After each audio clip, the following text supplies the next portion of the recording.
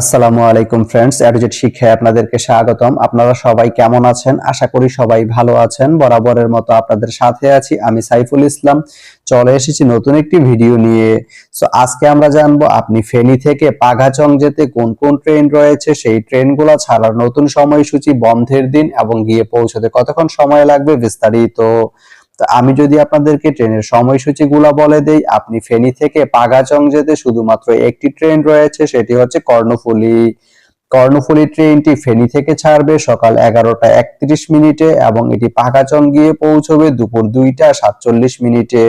এই ট্রেনটির কোনো অফ ডে নেই।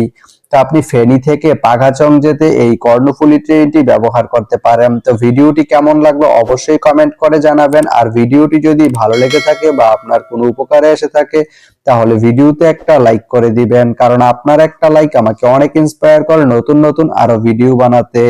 তো ধন্যবাদ সবাইকে ভিডিওটি এতক্ষণ ধৈর্য ধরে দেখার জন্য। ভালো থাকবেন, সুস্থ থাকবেন, এডুজেট শিক্ষার সঙ্গেই থাকবেন।